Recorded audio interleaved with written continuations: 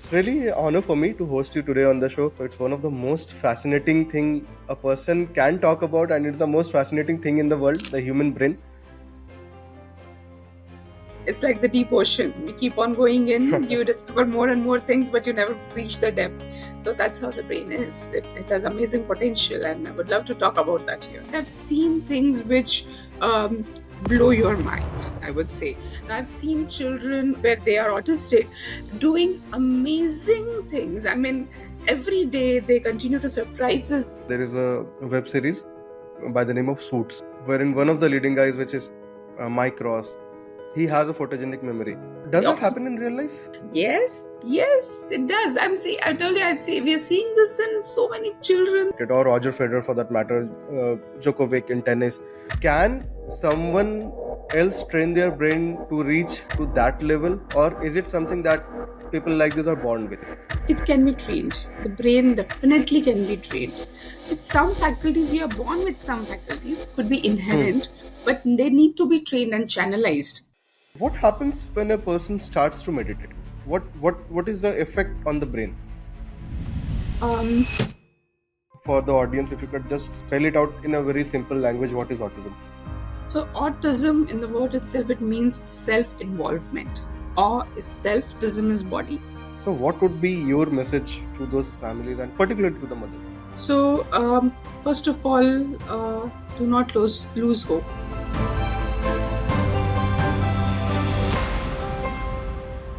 Human brain is like a deep ocean. The deeper you go, the more you unlock. With all the advancements in the medical field, we are yet to unlock the full potential of the human brain. This is an amazing discussion with a very senior medical professional. Dr. Nandini Gokulchandran is a well-known and respected name in the field of regenerative medicine and cellular therapy. In this podcast, we have tried to understand the brain from a very biological level, and we have also delved into serious issues like autism and cerebral palsy, and how regenerative medicine and cellular therapy can help in these cases.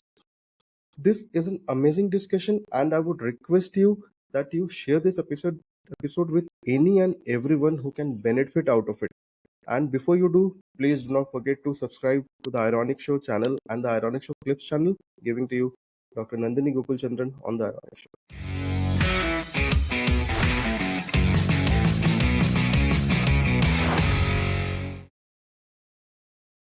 The things that we'll be talking about brain. So it's one of the most fascinating thing a person can talk about, and it's the most fascinating thing in the world, the human brain. I don't know, being a medical, professional in that field, if you have been able to crack what exactly the human brain is all about, we are all trying to figure out. So welcome to the iRonik Show, ma'am. How are you? Thank you.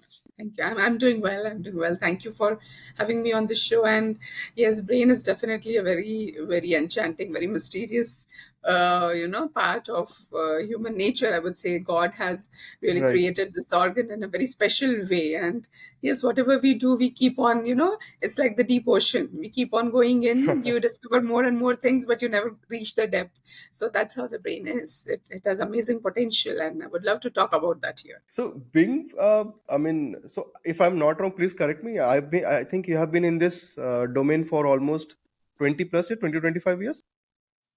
Yes. So, Yes. So, And think, being such a senior doctor, have you been able to, identify the mystic or the mystery around human brain? What percentage have you been able to unlock the mystery of the brain?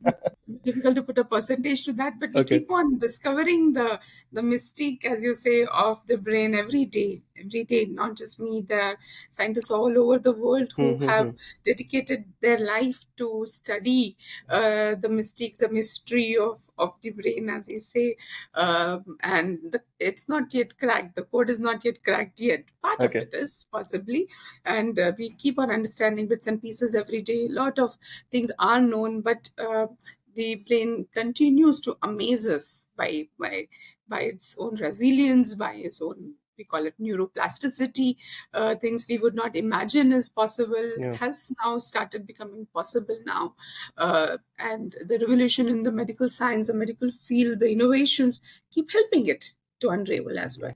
So, as medical practitioners, so whatever technology advances happen within India or maybe globally. So you guys also take help of that. You guys also try to adapt those changes to technological advances and bring it to your own practices.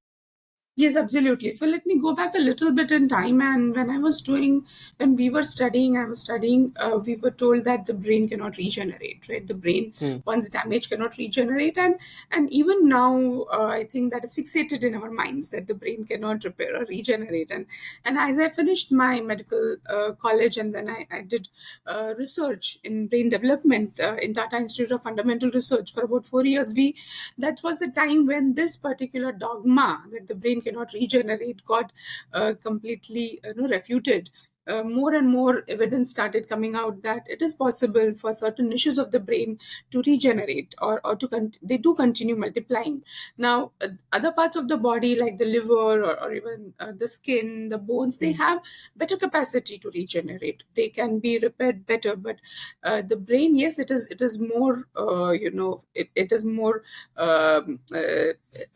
stronger, but it is, and less regenerative, but it is not that it cannot regenerate. So when we grow, the brain is formed, and there are still parts of the brain, or niches, or pockets in the brain, which continue to multiply Hmm. lifelong. And how do we know that? We know that because we create memories every day. We are recording Hmm. this, but if you don't record this and we just have a discussion, you would still remember the discussion Yeah. that you had with me, right? So those are the cells in certain parts of the brain known as hippocampus, which continue to multiply, continue to network, continue to form new memories. And so that is one part of the brain which continues to multiply lifelong. So similarly, there are niches, pockets, cells in our brain which do continue, and that dogma, though still is in our mind, with the help of technology, with the help of newer understanding, we do go ahead and look at the brain with a different perspective to see that the damage which is done, can it be regenerated, can it be relearned, can somebody who has lost, as you said, memories, can he regain it? If somebody who's lost the ability to speak, can he regain it? Some Hmm. children who are unable to sit and stand, can they do that? So those are the mysteries that are getting solved now. I would say that we are getting there. So when you say regenerative medicine or regenerative therapy or treatments, so does it in any I mean wildest of opportunities, does it come from that fact that if animals can regenerate, why cannot human regenerate? Absolutely, and not see, as you said, the salamander. So there are these amphibians who do have the capacity, when one leg or one hand or a tail is cut, Yeah. it gets reformed on its own. So how does that happen? So nature has given the body of that particular organism to multiply and regenerate that part, uh, with cues that they get from the environment, from their Hmm. own body. So yes, if that is possible, then why not human body? Yes, I mean, definitely. I mean, that's a great line of thinking, I would say. So yes, there are, in fact, if you Stephen Hawking has done a complete series on human body and regeneration, Yeah. using regenerative medicine and stem cells, and where he has talked about our body having the capacity to regenerate. And if you go back, not just in modern science, but if you go back in Indian mythology, we see cloning in Yeah. Mahabharata. We see, sometimes we jest saying that maybe Ganpati was a form of Hmm. a patient of where he was treated by Shiva, and is one of the examples of regenerative medicine, doing Yeah. its.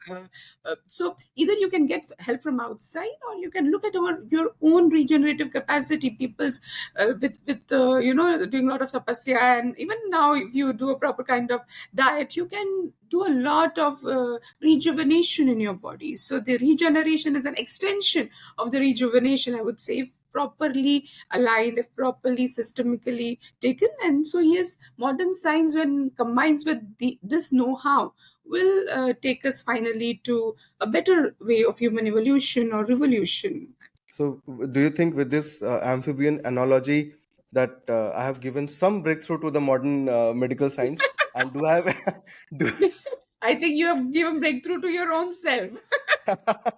I believe so. And do I have any chance after 35 years of my life on this, or do I have any uh, chance to get into neuroscience?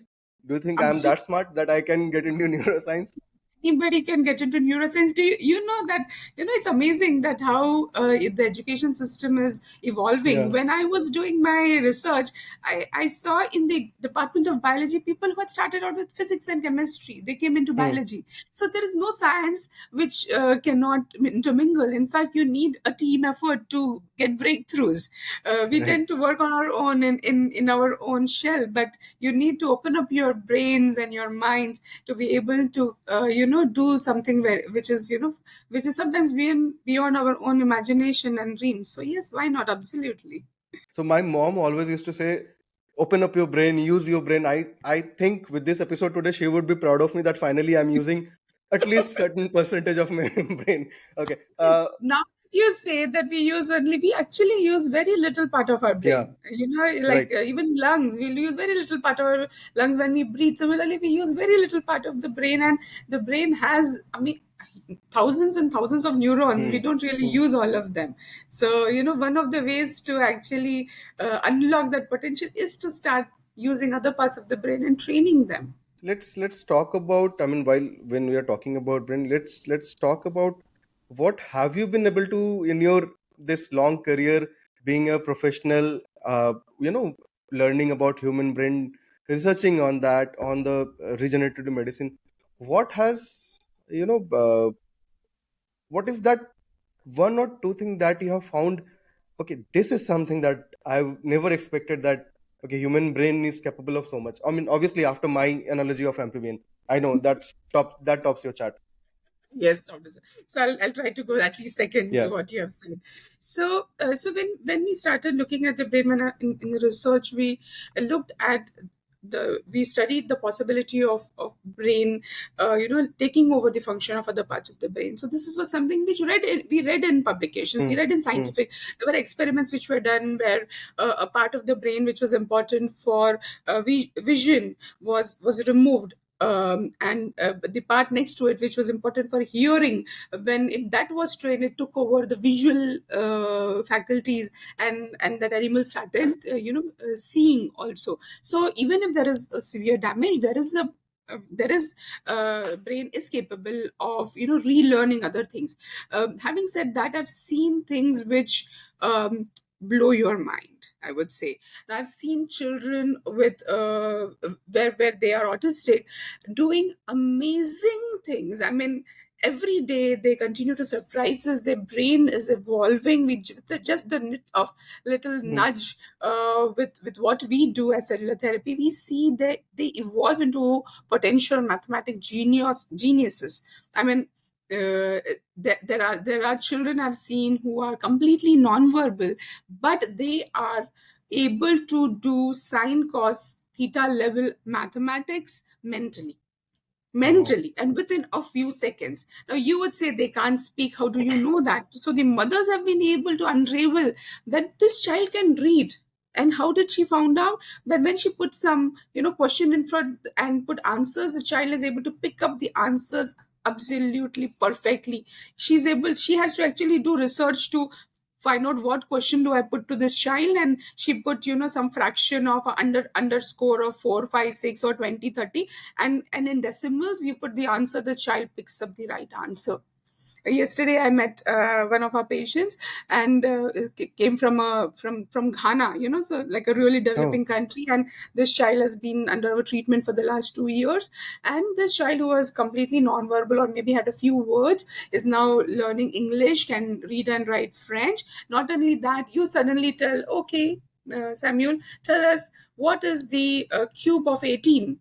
Do you know, Ronik, what is a cube of 18? And he will tell I have in no a idea. second. And we have to calculate, and he will tell. Yeah. I said, and this is 12:45 in the night. Okay, when I go and when I went to meet them, and I said, what is the cube of 22? And he's like, playfully 10,600, and like, really. I mean, how does this child know? They have the savant abilities that you tell them any date in the future, any date in the past. You say 22nd August 2028, what is the day? They will tell you. These are kind of abilities which blow your mind. photographic memories. You show them Hmm. one picture, they can recreate it. So these are the abilities that we have seen, and these are just very few things I'm telling you. But this, how does this come about? How has this happened? Can you and me explain it? There are children who are supposedly unable to communicate, cannot maybe hold a conversation like you and me, but know at least 10 different languages, can read the script of 10 different languages, having never been exposed to any of these languages, because we've stopped YouTube, we have stopped screen time for them. Child comes from a very small place in Jamnagar, and suddenly when they keep coming to us for follow-ups, and parents say that not only does he know Gujarati, he knows English, he knows Hindi, he knows Tamil, he can read Tamil, he can read Kannada, he can read, now he started reading Japanese. And it's, where did this child learn from Sanskrit? So I don't know whether it's cellular memory from past life, or whether this is something Hmm. the brain is learning from somewhere. So this is the capability of the brain. All we need to give is a nudge in the right direction, I think. So, the mysteries of the brain continue to really flummox us. So this is not just today, every day we see this resilience of the brain, I call it, Hmm. this ability to be exceptional, the ability to evolve. I think the Darwin's theory says that we have evolved to human form, and that is the last. No, I think we are still evolving. We are evolving in a way which we may not like, which may think that we are becoming more social, but the brain is going much beyond the computer. The computer was made from the brain, right? From inspiration from the brain. Everything Yeah. is what the brain does. So rather than we saying that the computer is the brain is like a computer, we should say the computer is like a brain. I think I believe that.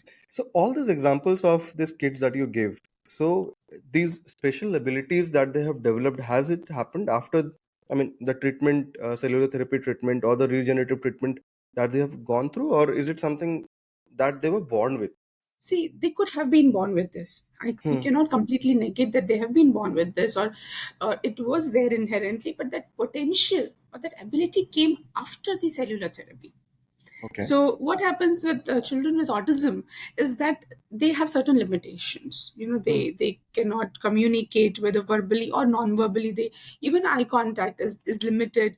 They have limited focus. They are running around. It's difficult for them to be part of the community, and thereby all our focus generally is just to give Hmm. them that skill set to be able to at least lead a basic life, which is an independent life, right? Hmm. For Hmm. example, to be able to brush your teeth, to have a bath, to go to school, to study, to be able to at least tell your needs verbally. So all our focus is on I would say mundane things in life, which are definitely important if you have to be part of the community. Hmm.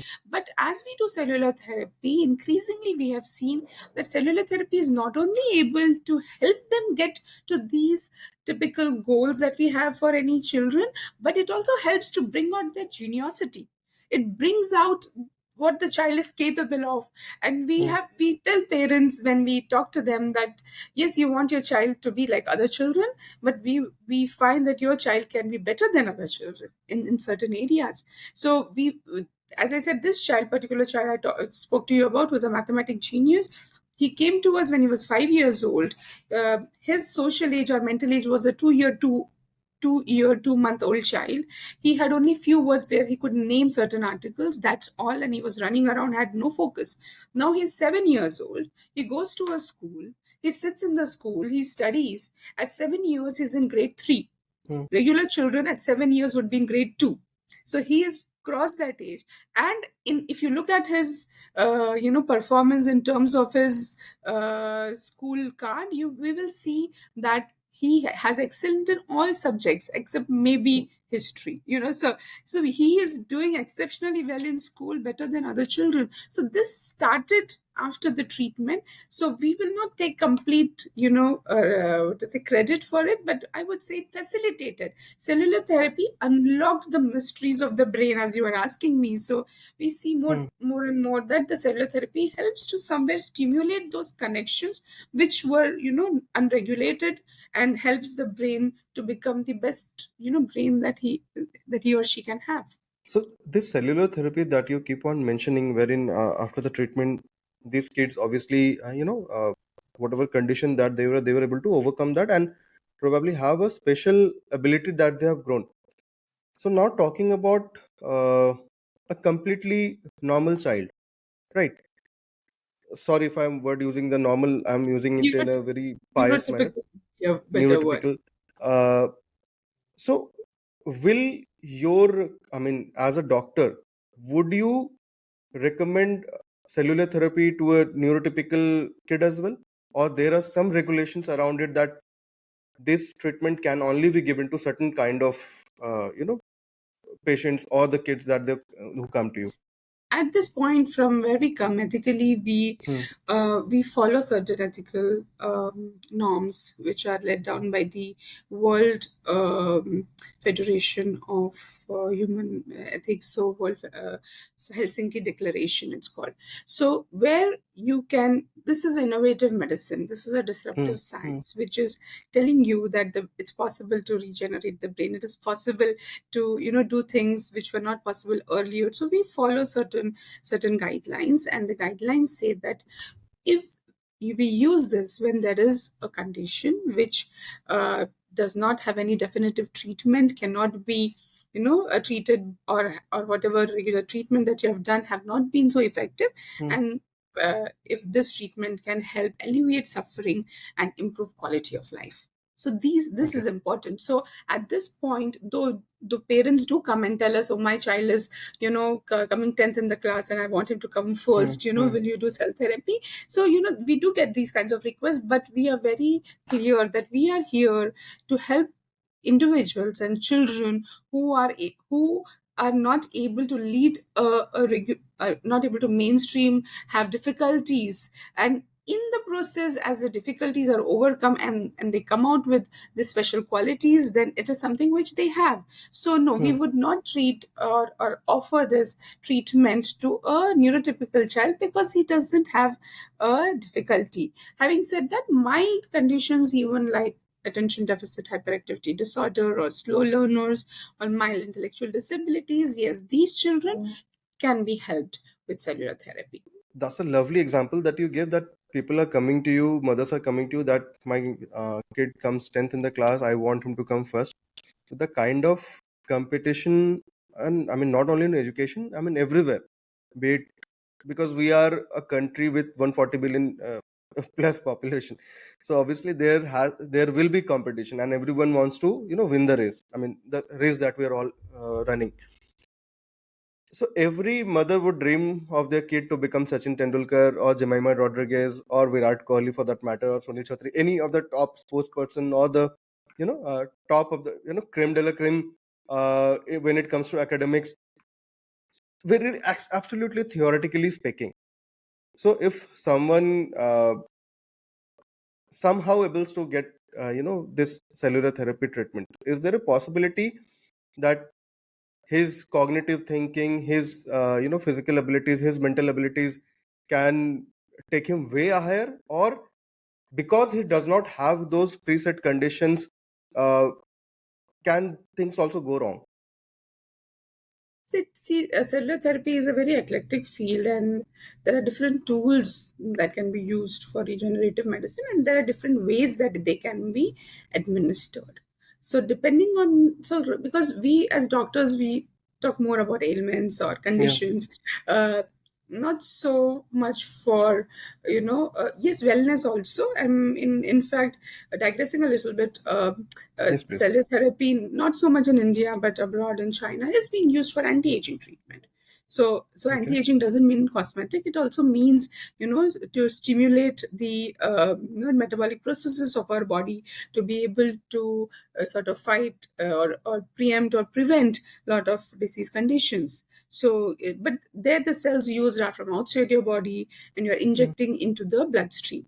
Okay, so that's where, depending on where the cells come from, the first cells, we were all stem cells at one point of time. We were in our mother's womb when Yeah. we were like a one cell stage, and then we became one, one to two, two to eight, eight to 16, 16 to 32. So it became a bunch of cells, and from bunch of cells, Right. our body got created. And then at some point, the need of these cells became lesser, and when we are adult, these cells would be resting. So the embryonic stem cells are one of the first, forms of cells. But of course, mired with controversy, there are certain people who still use embryonic stem cells, but it is against ethics. But in our own body, we have regenerative capability. We started off with this. So, whether you put cells from outside your body, yourself has regenerative capability, but Hmm. you need to Hmm. be able to harness it. So, whether a child or an individual who has normal brain functioning, so how do we know the child or individual has a normal brain functioning? We have to start from there. How do you know that everything is all right? So, we have to first look at brain imaging. We have to look at really whether there is a problem in the brain, right? So, we start from there. If we have to do a treatment, we need to know what are we treating. If there is no wound, what is the point in putting, Yeah. sticking or putting some medicine? So we need to see where the brain functioning is, and that we do by doing brain scan. We have higher imaging techniques. We are looking at higher end MRIs plus Hmm. PET-CT scans, functional MRIs. This tells us functionally if there is a problem. So our work has been on functionally low functioning areas. So when these cells are injected in the vicinity of the brain using, as we put them into the spinal fluid, they will go and get attracted to the parts of the brain which are functioning less.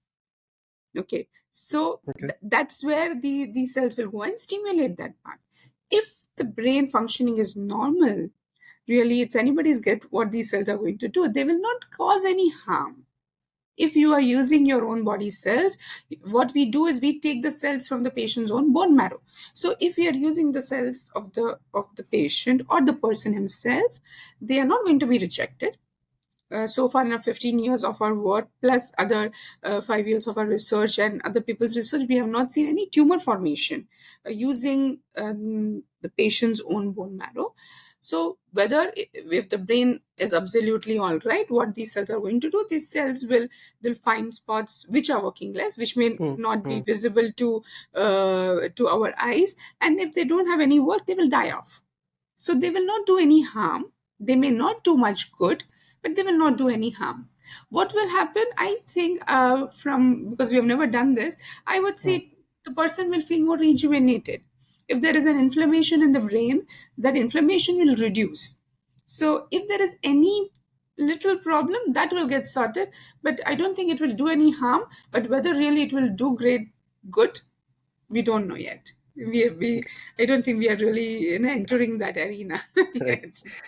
So when you talk about cellular therapy, it's basically the stem cells that the umbilical cord that a mother and kid is attached, right?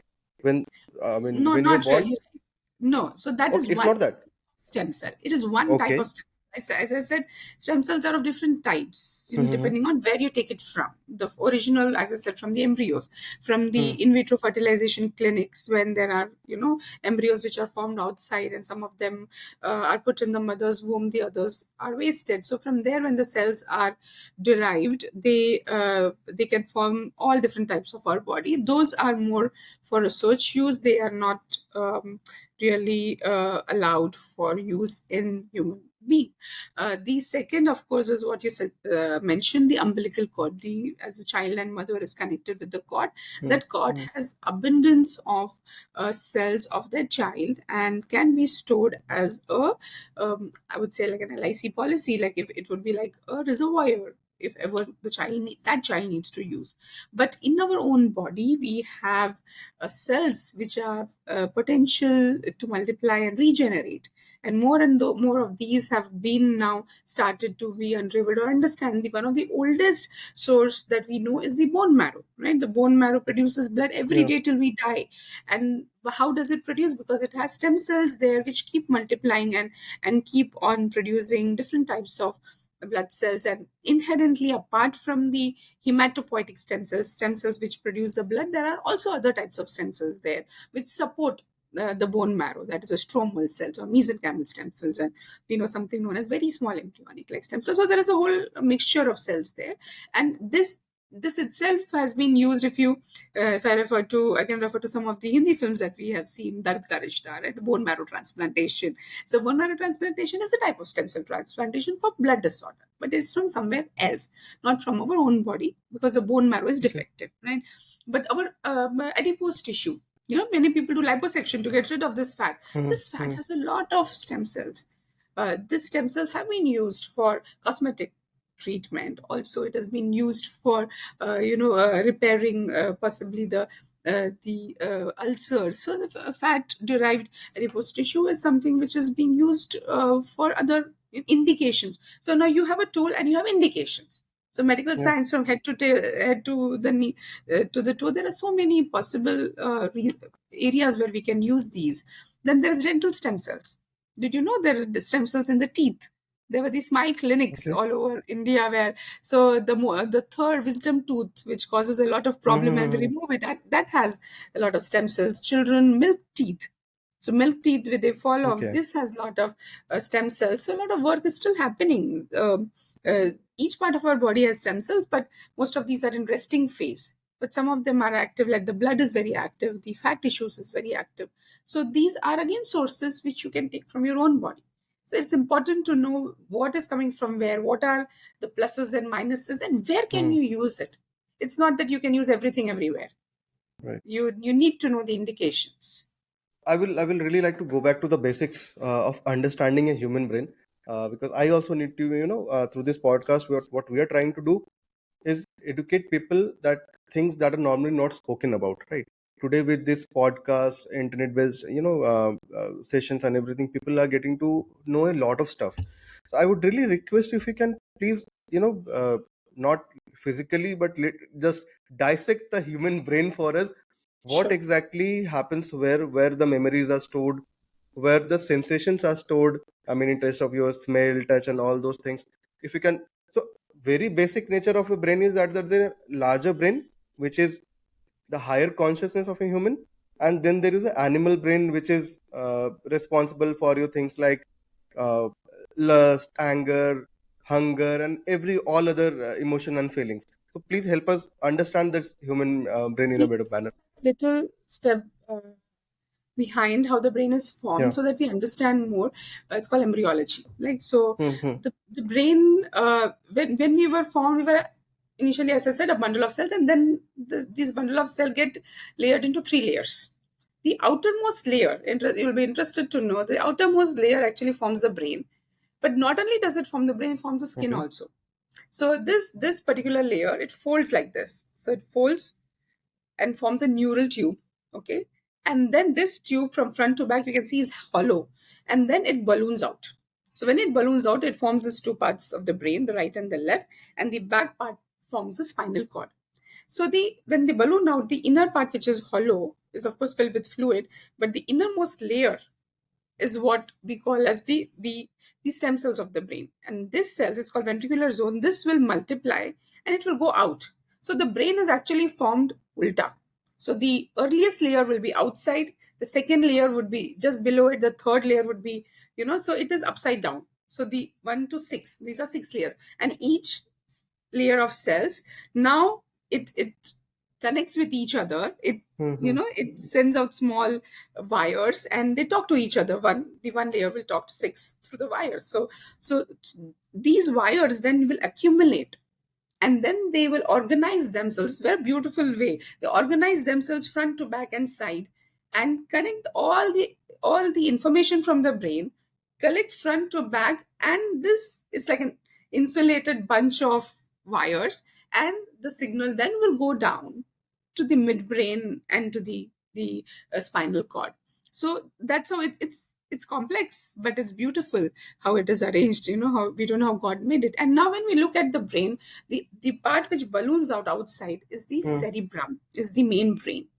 And the way it is structured is, you have two, right? You have right and left. Yeah. So the right brain controls broadly the left side, and the left brain controls the right side broadly. Okay. The front of the brain, which we see would be more narrower, is the frontal. lobe, and the frontal lobe is the lobe for, emotions, and also controlling the executive functions and the passions. And people who have a brain stroke, you will see brain strokes of different kind, and depending on which mm, part of the mm, brain is affected, you will see different symptoms. So you will see that these elderly people who are otherwise very, calm and quiet, and after the brain stroke suddenly become very angry, or they suddenly start crying, or suddenly start, laughing. So that is the part, the frontal lobe is affected. It is not able to regulate. So that's the frontal lobe. Then comes the parietal. The parietal is for motor functions, moving of hand, moving of legs, moving of body. And again, very interesting is that these small fingers have, or the mm, hand has the biggest representation. So you can see the skill or dexterity that we have as compared to maybe a monkey, or our predecessor that we have more. So this in human brain is different from the other mammals, because of the dexterity. So this will have more representation because these do more fine activity.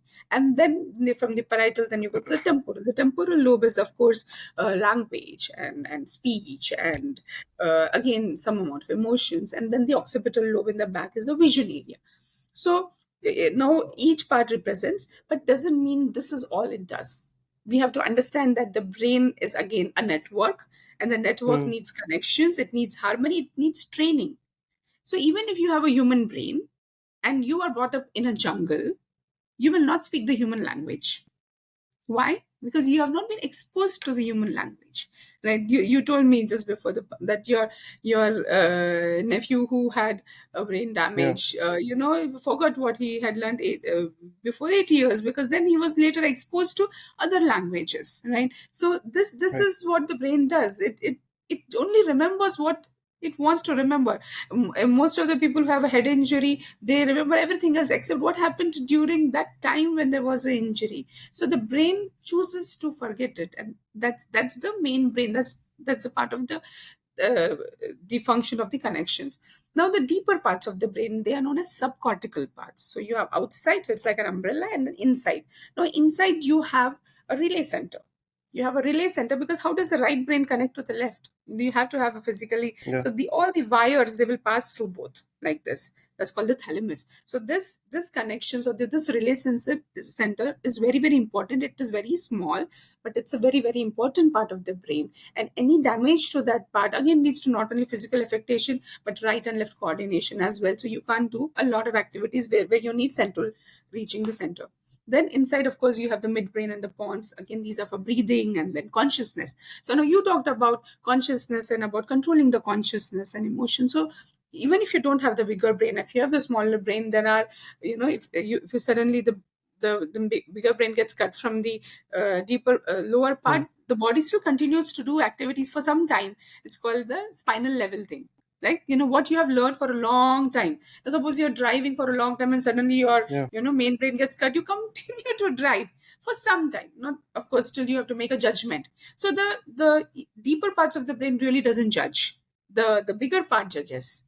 So the deeper part is more basal, more basic, will do things reflexly. So these are all reflex things which has been learned for a long time, and it does, if not properly, what to say, controlled, or not properly supervised, will mm, continue to do its own thing. I give an example, like if you are in a classroom and you have these hundreds of children and all of them have their own, if there is no teacher, what will happen? There will be a chaos. So that's what the lower part of the brain, or the inner part of the brain, needs control from the main brain, the cerebrum. And one more important part, which I would say a little aloof from both of them, is the cerebellum. So the cerebellum is a small brain, and I find it's very, very interesting how the cerebellum works. The cerebellum is like a traffic police. So what does a traffic police do? That, in the crossroad, if there is no traffic police, then only we mm. know what the traffic police is. If there is no Right. traffic police, there is chaos, there is jam. So everything is there. Yeah. The brain is there, the midbrain is there, the pons is there, but if the cerebellum is not there, then you're like a drunken human being, right? Because you don't know where you're going, you don't know what to think. So the cerebellum executes everything that the main brain needs to do. and the cerebellum is defective, whether it's physically functioning less or it is functionally functioning less, like in autism it's functionally working less, then you do not get the speech or articulation, then you sometimes you don't get the Mm-hmm. swallowing or chewing also, then you do not know how to process information properly, even if the rest of the brain is there. So it I don't know how, whether I've confused the whole thing. No, no, no, no. I'm enjoying actually. I'm enjoying all the information that you're providing. So cerebrum, cerebellum, the right cerebrum and left cerebrum, the cerebellum.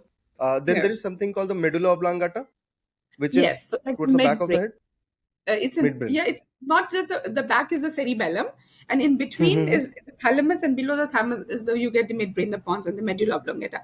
That is the area for breathing, and the midbrain is for consciousness. So all of this medulla Okay. is for more respiratory. So if that gets pressed, then your breathing stops. So that also regulates your the other functions, the autonomic nervous Mm-hmm. system. So so you there is one brain which you can control, the other which you can the peripheral nerves, or there are a lot of activities, like the heart continues to pump even the brain is dead Hmm. many times, right? So Yeah. that is apart from the deeper parts of the brain. So these are in, and the intestine continues to move for some time, and the lungs may continue to push the air out and take in. So these are again the deeper parts of the brain that even without consciousness, even without a control from higher force, they continue to do their work. They can still do that. Wow, you have given me so much, perspective and so many directions to go that I'm a bit confused. Which direction should I take? Okay, uh, let me talk about a couple of things. So one thing that you mentioned that uh, there are, I'm again forgetting. The cerebrum controls your cognitive thinking, your hand-eye coordination, and everything. Right? It's the cerebrum, if I'm not wrong. The cerebrum majorly has all Huh. the information, motor and sensory information, Mm-hmm. uh, so and which has to pass through the which they have to pass through the thalamus as a relay center. Mm-hmm. The memory, so that's one part actually, which the memory, the cognition, the learning, the socialization and emotional expression comes from a subcortical area known as hippocampus.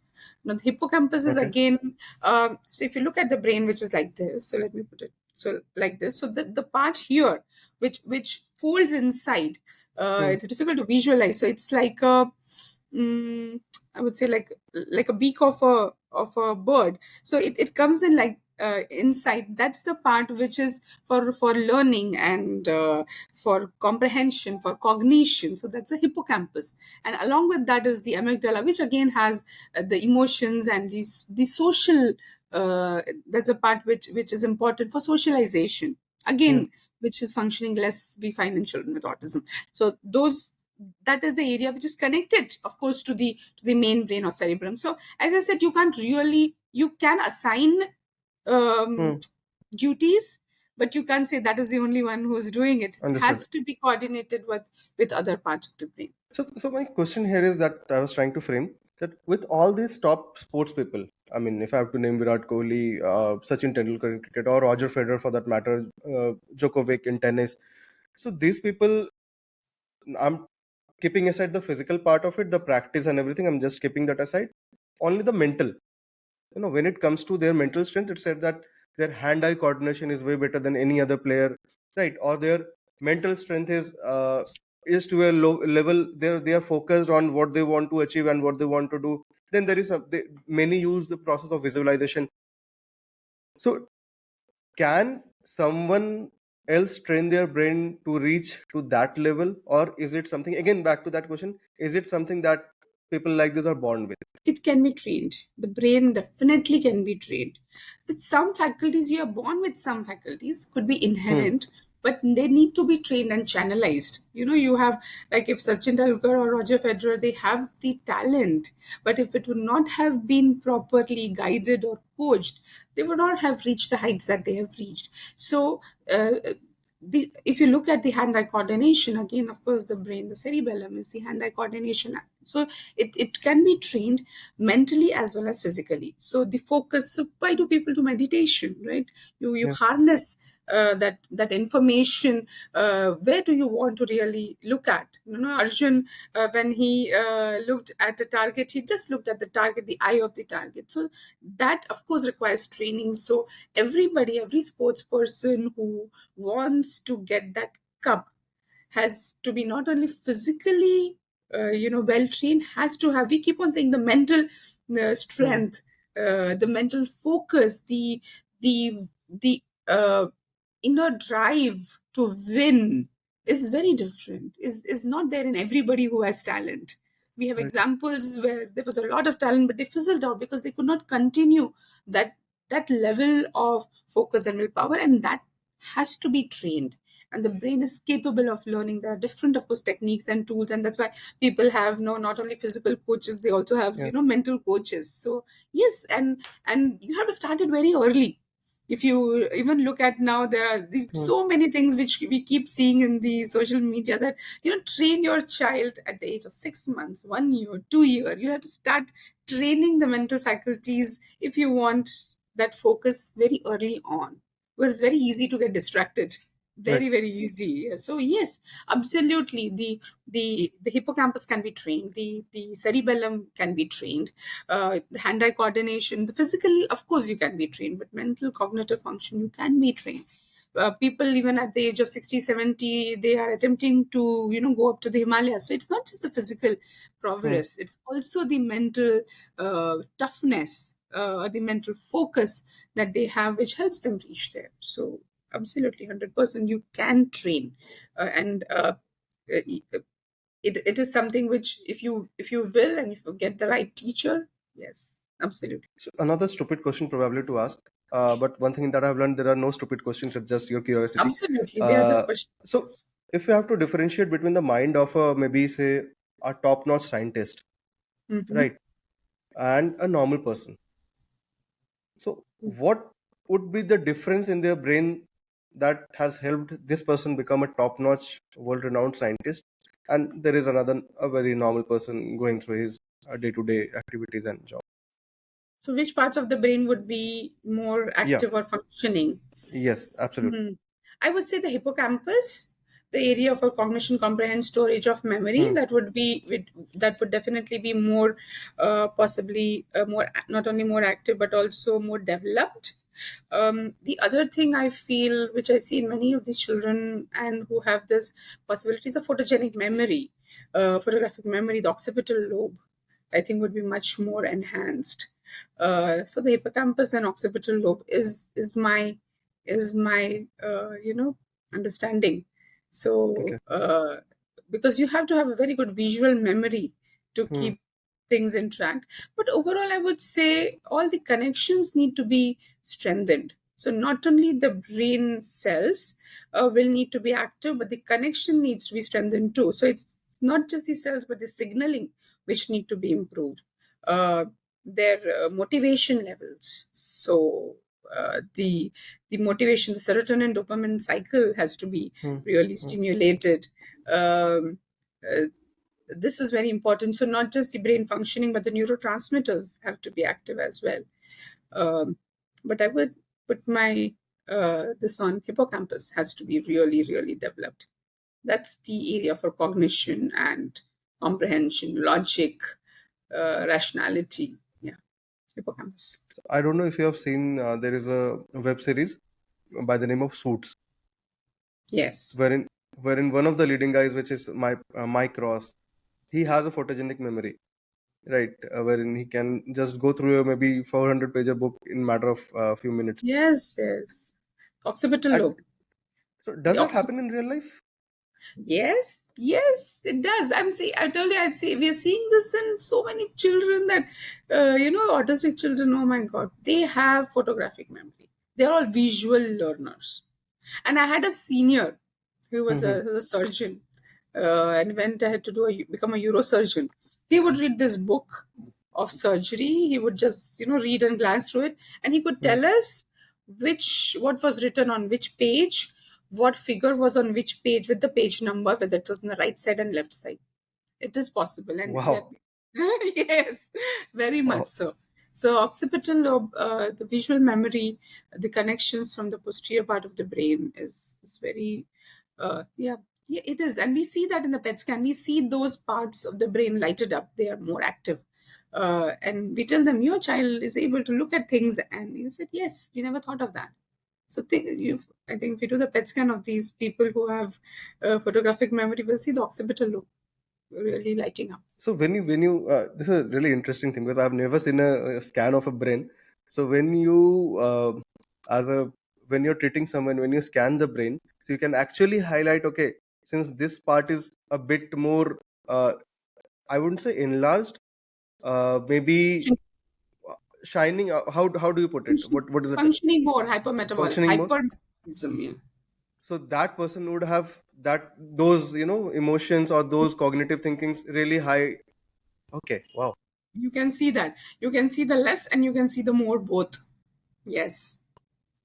Okay, I have to come to you to get Yes, my yes. brain scanned. No, usually yes. Yeah, we don't usually do a brain scan for a neurotypical person unless there is a problem, or unless we in our clinical judgment we feel that there could be a problem. We don't usually do, but Ma'am, there are yeah, we so could many show you problems. scans. Ma'am, there Yes. are so many problems. That's a different discussion altogether. We'll not go into that right now. Okay, so you really mentioned one aspect which is really intriguing for me. I really enjoy talking about that thing, which is spirituality meditation. You spoke about, right? I keep on forgetting the part which is medulla oblongata is the one which is responsible or controls your uh, Breathing. consciousness, breathing. So meditation is again, a function of breathing. So what happens when a person starts to meditate? What is the effect on the brain? I would not say that I've really studied it too much, but I'm No going to worries. just We'll. go from my own experience of meditation and breathing. I would say that the brain just calms down, okay, and it Hmm. focuses more. When you focus on the breathing, your all your concentration is going to your breathing, and the thoughts become less. So you're able to actually cut off all the noise and focus on a particular activity better. So the brain calms down. At that time, if you do a scan, I wonder what would happen. Yes.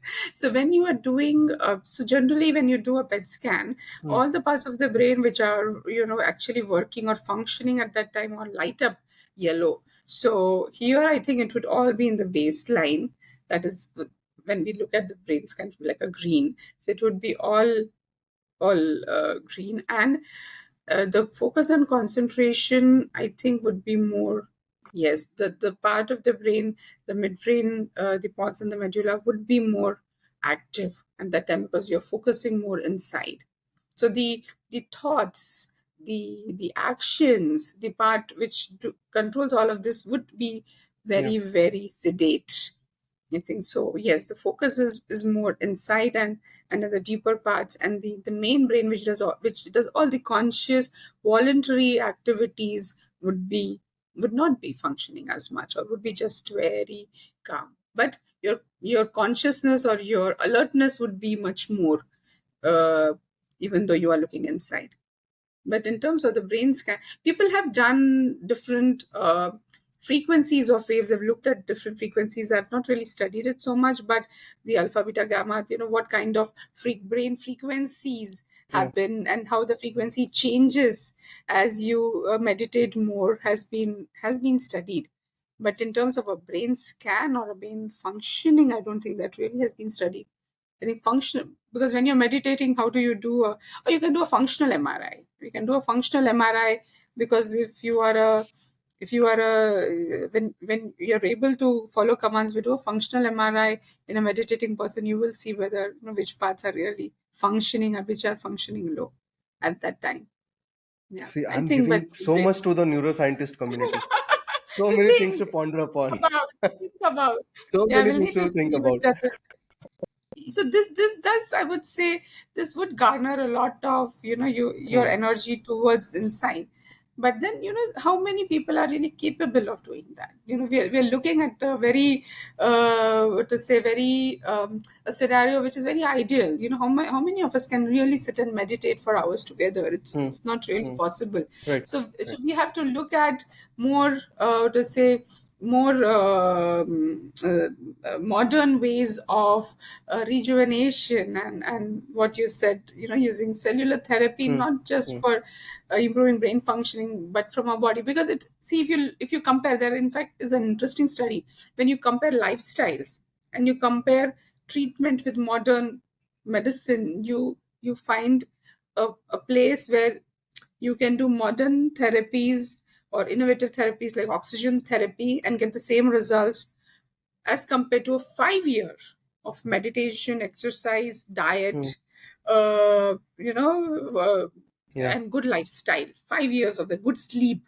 Sleep, again, very important. All of this took in one side, and do 60 sessions of hyperbaric oxygen therapy. You can actually rejuvenate your body and get your, aging process to less than 10 years when you compare these two. So, for meditation, spirituality is good to speak, but really, how much is it practical? We tried, but you can't really put all your energies Yeah. into that. So that's why we Obviously. have to look at modern science and modern medicine to find the answers for, what is not physically possible to do. That's why modern science brings a lot of answers if done the right way. I'm really curious to know. So we fall in love with a person, right? Obviously, you spend the entire life with them. You choose your friends. With some people, with certain people, I mean, what we call that, our frequencies match or our vibes match, right? So what exactly is happening in the brain when you're falling in love, right? There are, I mean, there are different types of hormones that are different types of, what do you call that, oxytocin or dopamine. There are some kinds Oxytocin. of hormones that get Mm. released, or when we are just scrolling through our Instagram feeds, I mean, for hours and hours, dopamine gets released. So what is this function when it comes to emotions and everything, or love for that matter? How does the brain look at it, or what does the brain do when you are looking at that person? Okay, I love someone. How do you know? How does the brain know? See, one thing is, so I wouldn't say I love someone, though love at first sight is a, is a concept really. I wouldn't really say that it would be love. Yes, it would be release of, neurotransmitters which pull you or attract us towards them. Maybe the physical part of them. Uh, uh, I had once asked a neuroscientist who had come to us as to, you suddenly like someone or you suddenly hate someone. You've never seen them before. So how do you know? Hmm. How do you really, what really happens to you? So what happens, yes, in terms of neurotransmitters in brain, but also what happens, you correlate a person. Like if I see you and I like you, maybe I know somebody like you Hmm. before I've seen somebody with the same picture, or I say, oh, you look like my brother. So then maybe I have that, feeling that you are like my brother. Yeah. So, you actually pull back, or you, in your subconscious somewhere, you have those feelings. The feelings, again, the subconscious come from amygdala. So these feelings, you recollect based on what you see or the mannerisms that you see of a person, and you either like them or you don't like them. So that's what you are imagining. Okay, this person is like my sister, so you look like my sister, so you eventually like it. Or you look like somebody whom I didn't ever like, so Hmm. even if that person has not done anything to you, you start feeling, oh, I don't like him. Okay, so that is the first impression, or the first, that's from your subconscious memories that you have stored somewhere. And that's why the memories are important, because if you don't have those memories, you can't recollect. Now in your body, yes, neurotransmitters or the hormones which are being released also pull you towards. So why does a mother love her child? So you mentioned oxytocin. So so that's why that connection of the mother with the child, if the oxytocin is not released, probably that. So the social connections are, yes, oxytocin, we that has been studied in those who are asocial, or even autistic children are given secretin and oxytocin, so that that it helps possibly them create that social connection. So yes, oxytocin is, but why is it released? It is released when you bring back those memories which are stored somewhere, which, okay, this is a person I'm attracted to, or this is a person I don't like. So that will come from the memories again. So again, the hippocampus and amygdala very, very near each other, work very, very much together. They send signals which go around to each other, and that part of the brain tells inherently I like you, or inherently I don't like you. Okay. So, ma'am, let's take this discussion bit more, deeper and serious. So, when we talk about, brain injuries, brain and spine injuries, often and not, these two are correlated. You mentioned one thing that I think towards the back of the head, wherein where everything comes and meet, where the spinal cord starts, right? If I'm not wrong, if I'm saying it correctly.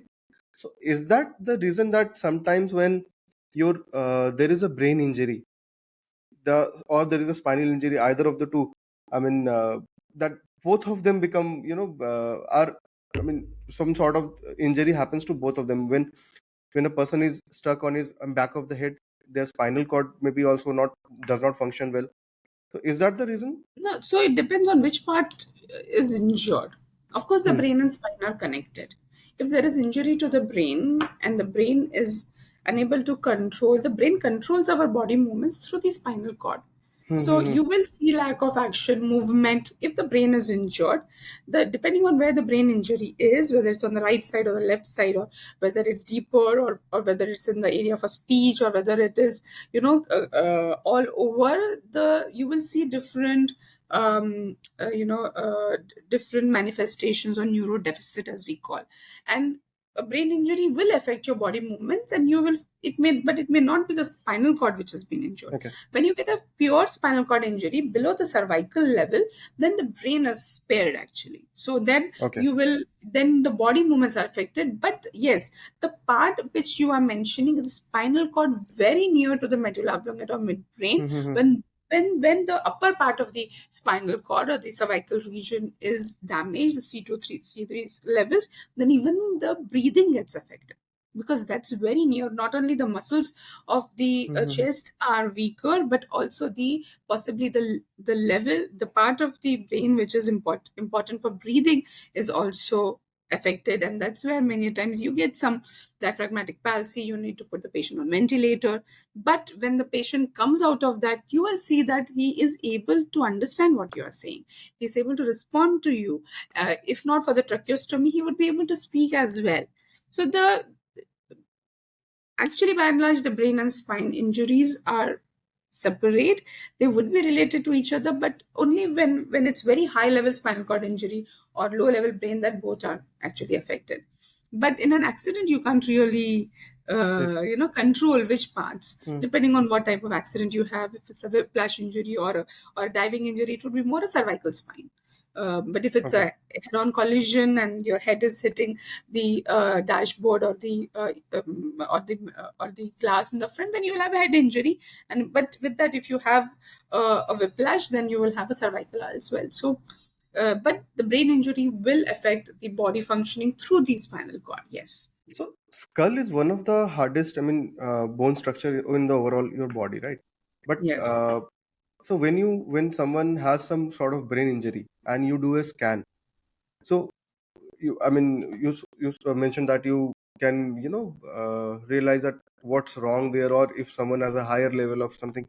So when there is an injury, what does it depict? The scan, what does it exactly depict? So when there is a head injury, as you said, the skull is a thick bone. Usually, there it's not the primary damage. When there is an Hmm. injury, if there is a fracture of the bone, either the bone will go and impinge on the brain below. Number one, Okay.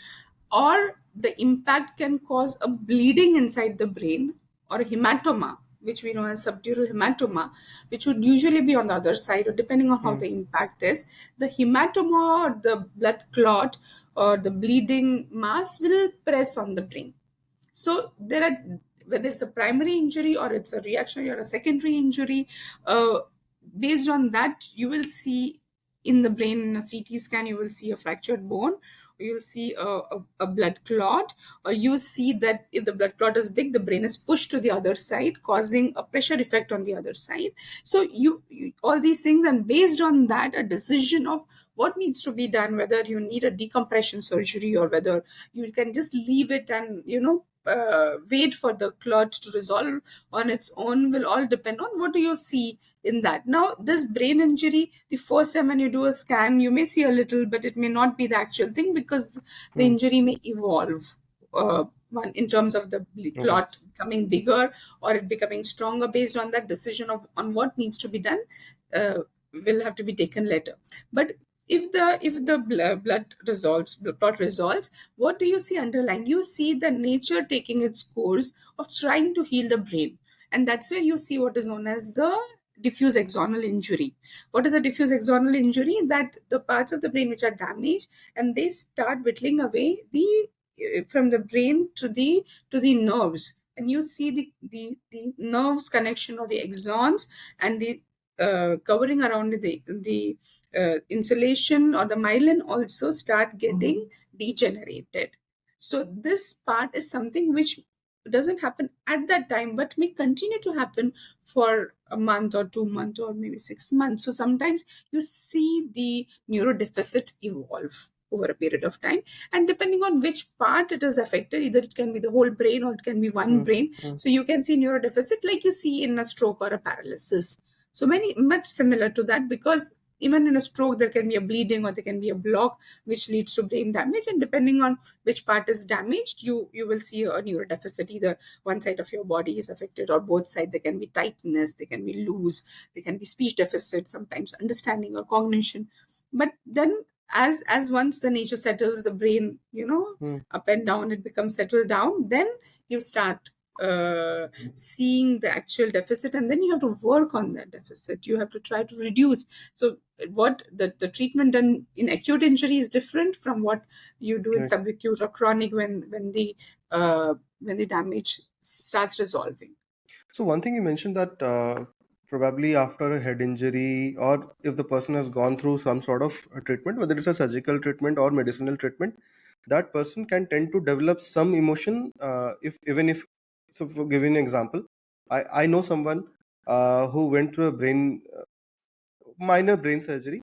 After that surgery, he used to be very calm person, but after that surgery, I have seen him getting really aggressive and really hyper, you know in even of the even in the smallest of the situation. So can this be, I mean, rolled back to the actual emotion of the, I mean, actual traits of the person that used to be there before that particular treatment?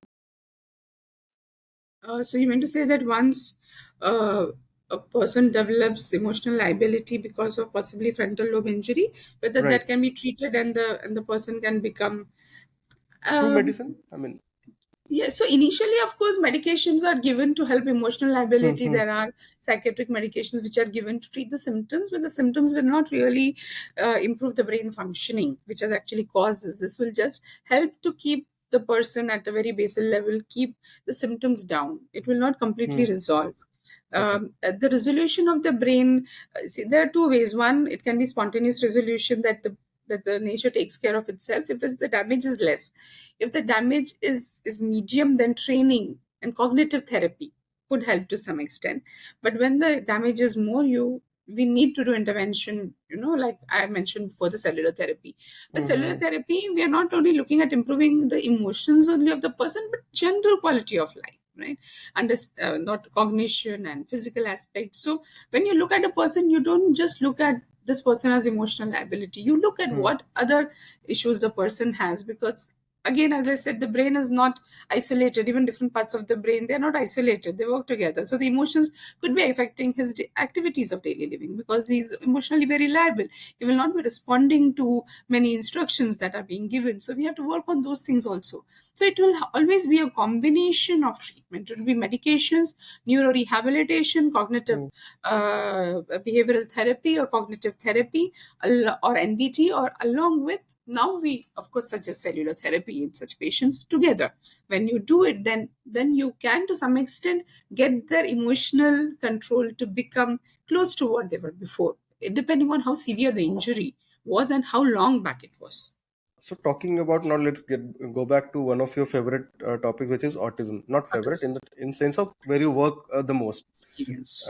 Pardon my choice of languages. Sometimes it just when you are speaking in a flow, sometimes something you don't think that what you are talking about, right? So, what is autism? If you could just for the audience, if you could just spell it out in a very simple language, what is autism? So, autism, in the word itself, it means self involvement. Or is self, tism is body. So, these are children, adults, individuals who like to be within themselves.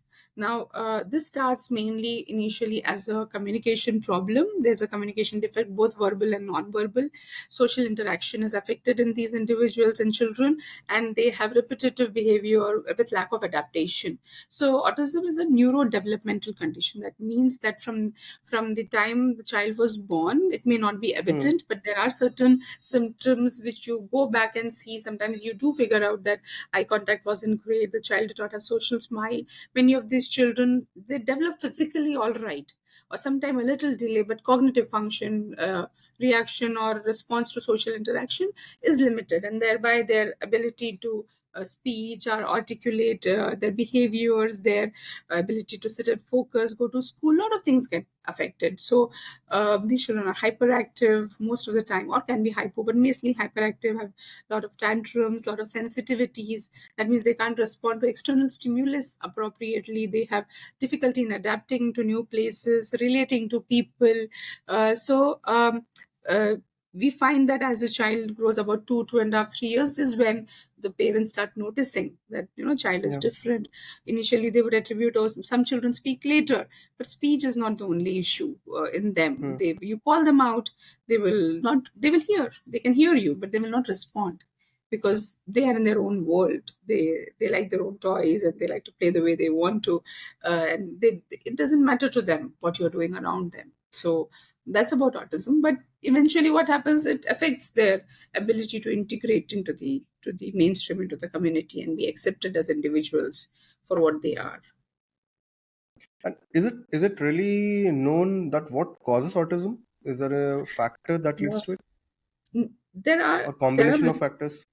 Yes, so it is not a single thing that we can really Hmm. attribute the causation to. It's not very clear, but it is a multifactor. It's supposed to be a multifactorial condition, and it can be broadly divided into two parts. One is genetics, and one is environment. And as I say, so are most conditions, isn't it? Diabetes and hypertension, Yeah. common things. Yeah. It's partly genetic, partly environment, right? So the genetic, I would say, is about 10 to 15% of genetic mutations are directly linked to autism. That, if there is a particular gene mutation in a particular area of the gene, that can lead to autism like features along with other issues. So generally it's called syndromic. So it may not be just be autism, it may be other things associated with autism or in addition to autism. So about 10 to 15%, but there are of course associations or linkages, as we call. There are certain spelling mistakes, or differences, or different nucleotides and different genes, which may be associated with autism.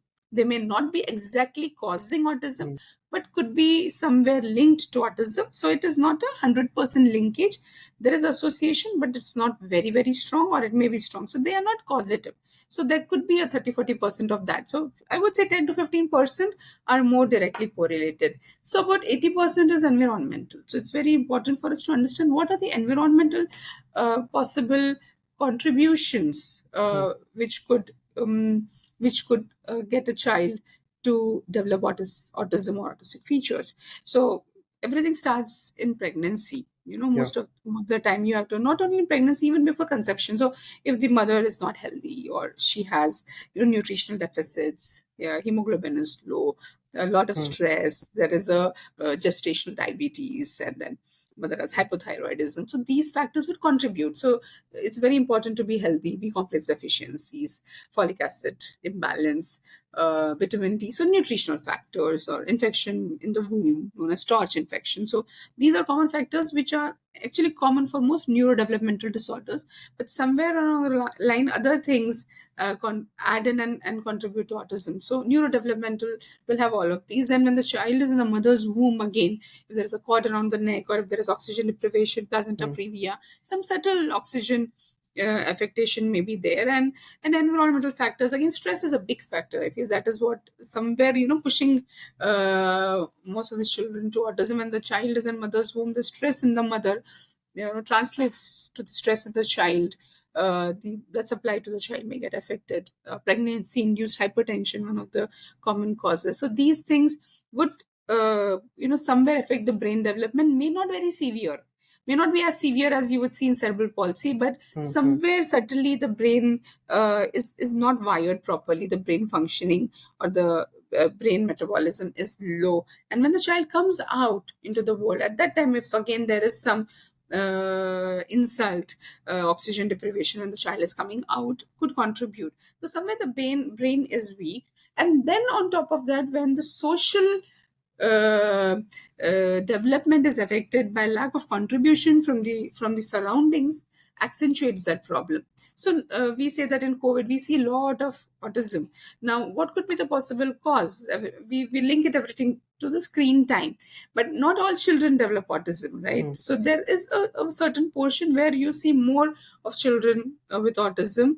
uh, and when we asked the parents, did you give a lot of phone to the child, they said yes, because we didn't have any other option. So it's not just the phone, but the lack of socialization.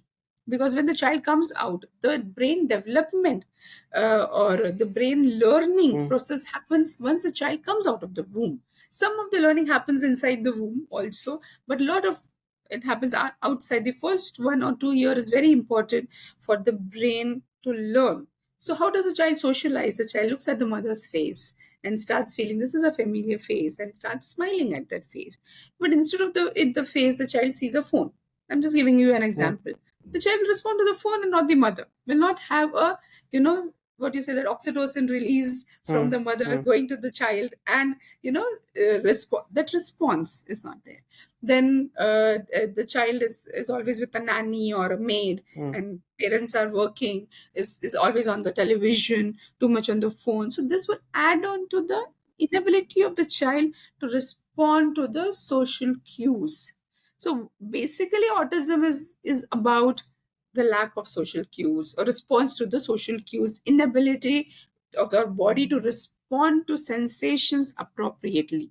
There's a lack of sensory integration in these children. What is sensory integration? That when you see something, when the light comes in, you understand whether the light is too rash, or it is good to look at. But if that processing is not proper, you will not be able to respond to that light properly, or to the noise, or to the sound around it, to the touch, so all, or smell. So sometimes it is accentuated, sometimes it is very low. So either the child is hypersensitive or very hypersensitive, so it is inappropriate response to external stimulus. And thereby, how do you respond to people? You don't know, because when you look at a person, you don't really sometimes recognize them, or you don't really relate to them, and you don't know how to. So it's not just about speech. Speech is one of the main factors, but it's also about response. um, Hmm. until many people, if in hearing impaired individuals who cannot hear, they cannot speak, but they can do everything Yeah. else. They can look at you, they can feel you are familiar, smile at you, or get upset with you or angry with you. They have all those. But individuals with autism, or children with autism, do not have that. They can hear everything. Okay, they may not be able to speak, but they should be able to relate to you. But that relation or social reciprocity is not there. So that is again the environmental factors. So I believe that environment of the child when the child is in the womb, Hmm. environment of the child when the child comes out, all of these factors could contribute. Of course, the external factors, people start feel have, of course, other theories are there for a long time. Vaccines, that when the child is 18 months old, we started noticing the child has regressed from what he or she could do immediately after the vaccine. Now, vaccines, we don't know.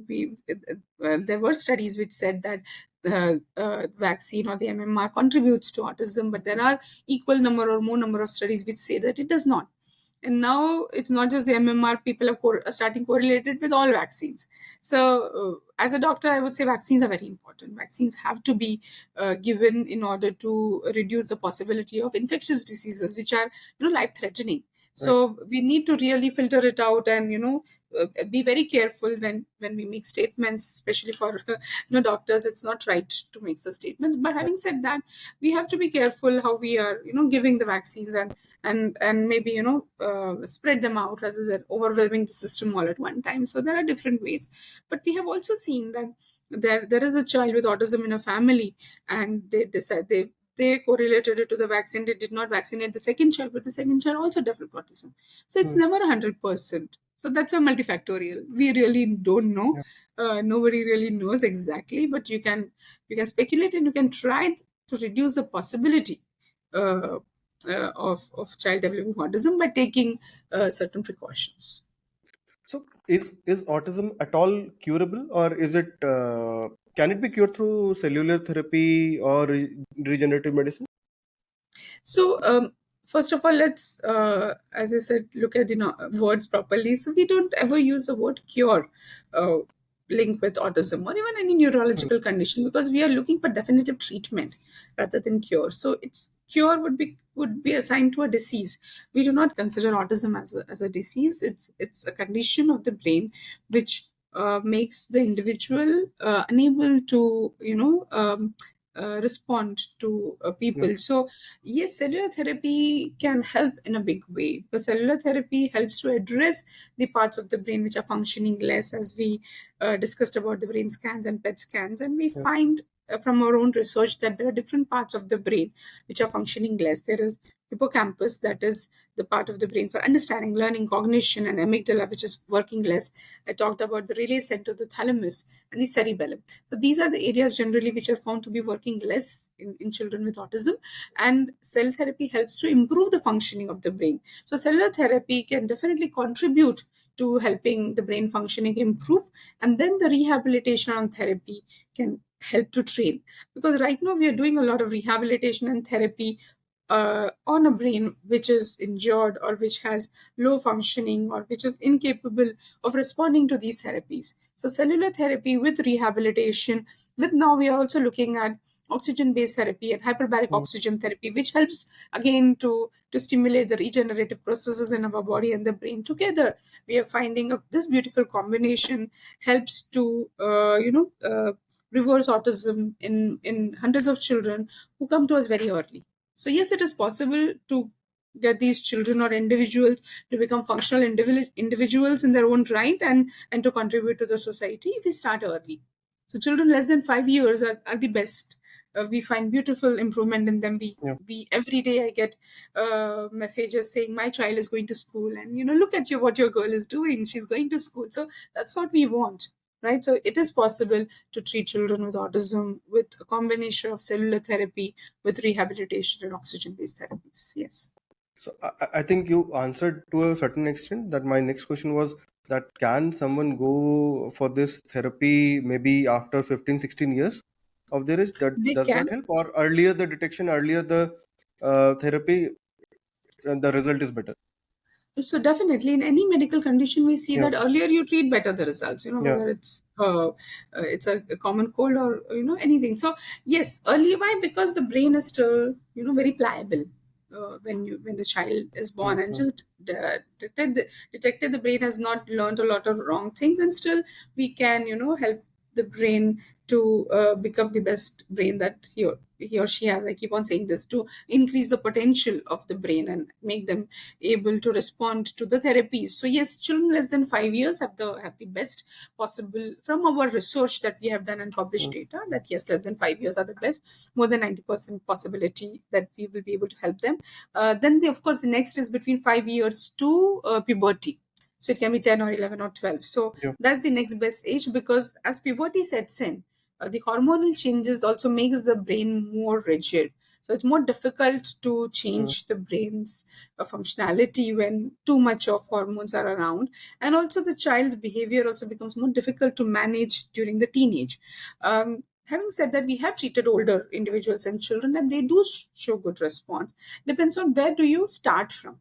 I always believe that we have to look at where are we starting. Are we starting at a moderate to severe level, or are we starting at a mild to moderate level? So based on that, we will prognosticate where are we going. So for every child, it's different. So if the child comes at a certain level with a certain social age, so if the child is 15 years old, but his brain is working like a 2 or 3 year old, then we it's a tough situation. But it can be at least brought to 5, 6, 7, 8. You understand? So the gap can be reduced. So yes, older children can also be treated to, and they can their potential or their abilities can be enhanced. We have children who have come to us at 15, have started, vocalizing and speaking. Those who are younger, of course, we see a major category, a major part of them responding better and integrating into the school system faster. So older individuals can also be treated, but yes, younger do the best. So, ma'am, just before we started the recording, I was talking to you about one of the experience that I have in my family only, right? So, I have a nephew who I mean, when he was around, who was born premature. I mean, I think it was in the 8th month, probably. I'm exactly not sure, but he was a premature baby, and the doctors were not able to identify what the issues were, because my sister-in-law, my brother, they realized that something is wrong, because the child is not, unlike other kids, he was not crawling at the age that he should have, he was not walking at the so everything, the entire cycle was getting delayed for him, what a normal kid would do at that a certain age.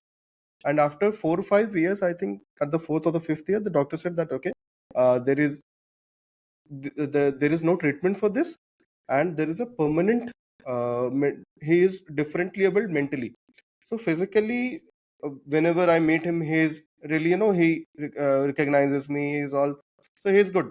But the age that he's around, he's probably around 13, 14 now, but the mental health of that kid is not up to what it should be.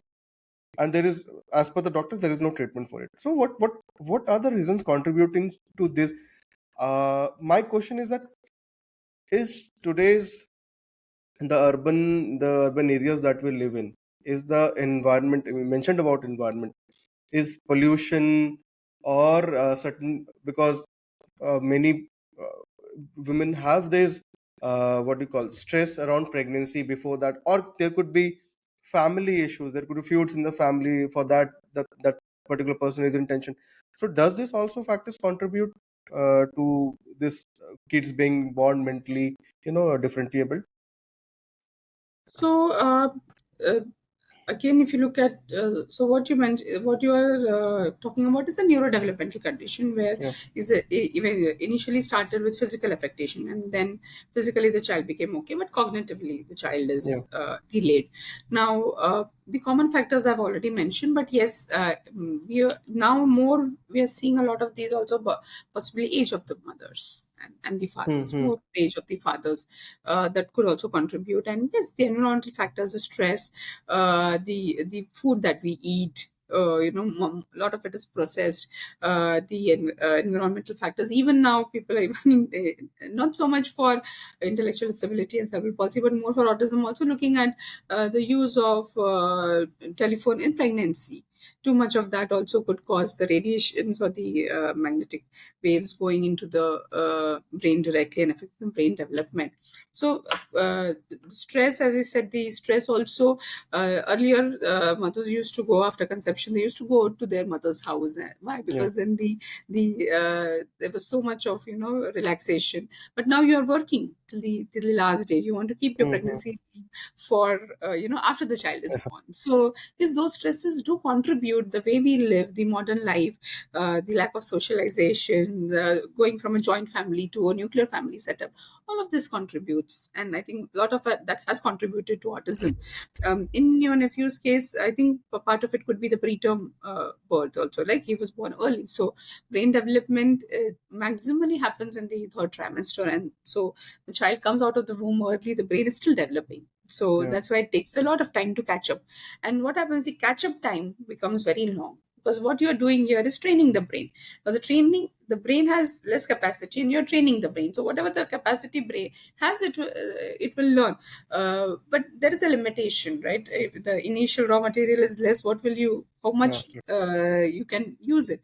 Now the child is 13, 14 years, and possibly the cognitive age maybe 5, 6, 7, 8, whatever. So there is a delay, there is a gap. And many times we see that even with good therapy or intervention, as the chronological age increases, the social age doesn't Mm. really catch up, and the gap becomes bigger and bigger. And that becomes the biggest challenge, because the body is growing, whatever you, the body and your age is going to grow, but your cognitive development is not growing at the same speed. That's where you need the intervention. And uh, that is something which, of course, this is a disruptive science we talk about changing the nature of the brain, or helping the brain rather, I would say, which is not really acceptable to most people these days, because it's a new thought process. Yeah. It takes time to sort of sink in, but our work tells that it is possible, that you know uh, the environmental factors you must work on, but once the child has come out, you need to do some interventions. And So I spoke about autism in quite detailed way. So there is something called cerebral palsy as well. So what exactly is that, and why cerebral palsy happens? so cerebral palsy is again a neurodevelopmental condition where there is a damage to the brain, which is more severe. So here you see the structure of the brain is also Mm. affected, Mm-hmm. and usually again the same similar factors that you see in autism or intellectual disability, but more accentuated. Here, the brain development inside the brain, inside when the child is in the mother's womb itself, sometimes there is a defect in the formation of the brain, Mm. or if the blood supply to the brain is again affected, severe oxygen deprivation. So one of the most common causes hypoxic injury. So that's why you see most of it, if you say a major part in the villages where the primary health care is Mm. limited. uh, Now in most of the people now, that's why go for c-section, because you're trying to avoid that prolonged labor and oxygen Mm. deprivation. So the severe oxygen, lack of oxygen to the brain, causes the brain cells, which I told you initially, the stem cells which are here in Right. the ventricular zone, if out of 100, 70 get damaged, there are only 30, then this 30 will form whatever brain they can, but what about that which the 70 had to Yeah. form? So severe damage to the stem cells in the brain itself, the hypoxic injury, because lack of oxygen, would lead to different affectation. So here the child will not only have cognitive affectation, will also have physical affectation. So the Yeah. neck holding, the sitting, the standing, everything gets delayed, or sometimes may not happen at all. But depending on again which part and what is the extent, cognitive affectation may happen in sometimes children are very good cognitively. Their only problem is they cannot maybe sit or walk, or the hand function is Mm. limited. So again, depends on which part of the brain is affected, and then what kind of, after the child is born, what kind of rehabilitation and training that you have given to these children, which also determine where are you able to get the child to in terms of functional development. So more often than not, please correct me if I'm saying anything wrong here. More often than not, when you see someone, any kid with some sort of, mental, uh, if that kid is mentally differently able, right?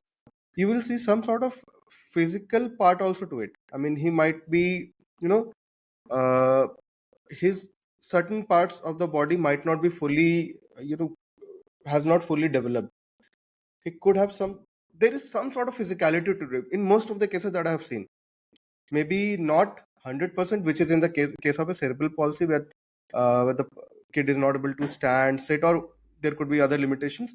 But then in case of autism also, am I right, or am I saying something wrong? There is a physical So, part to it. cognitive delay, when there are cognitive delays, what you're asking me, whether there is a physical or motor Yeah. deficit also along with the cognitive delay, Mm-hmm. even if it's not as severe as cerebral palsy. So, in autism, I would say 95 to 99% physically they are fine. They run, they walk, they jump Okay. eventually. But yes, there is some low muscle too. So many of these children are not able to do motor functions like Mm-hmm. climbing a ladder or do motor planning, cross hurdles. There has to be trained. Fine motor activity is affected. Many children do have flat feet, so that's why they may have a little waddling gait. Some of these children do have problem climbing stairs and coming down. So possibly physical and partly cognitive also, depth perception, all those things. So there is, yes. So we do look into that aspect also, because generally in autism people only do occupational therapy and behavioral therapy and speech therapy and special education. But we, as you rightly pointed out, that we do also have to look at the physical aspect also, Right. because there could be a few nuances, a few physical affectation which can contribute to the delay in cognitive development. Like if the child is not able to sit straight, cannot focus because it'll be slouched all the time. So Mm-hmm. yes, motor functions, core muscles, tone of the body, all this oromotor functioning, sometimes chewing, swallowing. So they're hyperactive, but these issues could be affected.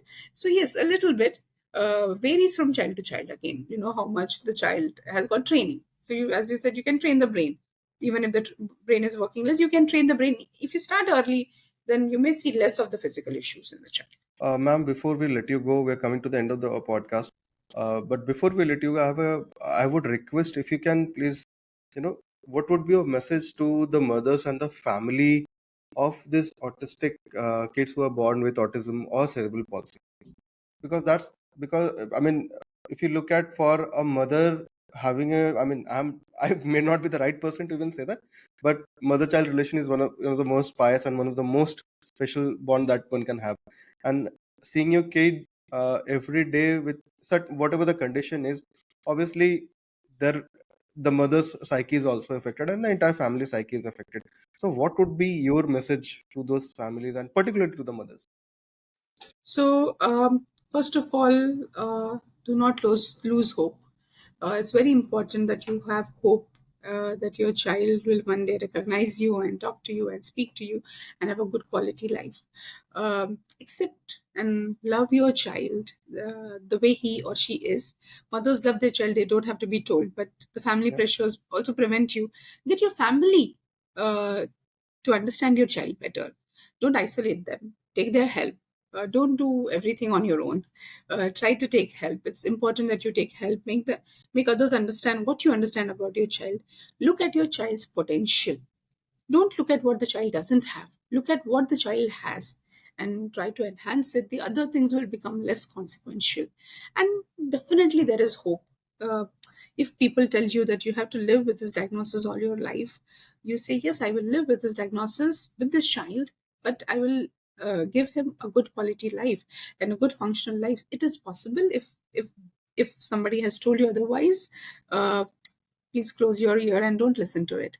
So with the advent of modern science, with the advent of modern technology, modern treatments, when you combine them with uh, uh, older conventional treatments like neurorehabilitation, along with that, when you do cellular therapy, you can get your child to become an independent individual. So very important that mothers are strong. You are tigresses, you are lionesses.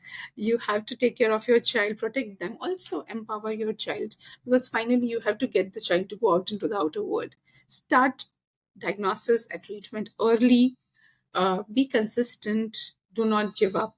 There is always a way ahead. Even in impossible, there is an I am possible. So remember that. Thank you so much, ma'am. Uh, I think we started off on a really lighter note, understanding the brain, and suddenly, after I think halfway, the conversation entirely moved to a different tangent where it spoke about a really, serious issues. Thank you so much, ma'am. I have Thank you. enjoyed Thank this you. conversation, uh, and I was actually looking forward to this episode because there was so much to learn from this. I was going through all your other interviews, your you have done a lot of stuff with, I mean, TV channels. So I was going through them. I was going through your some of the other podcasts as well.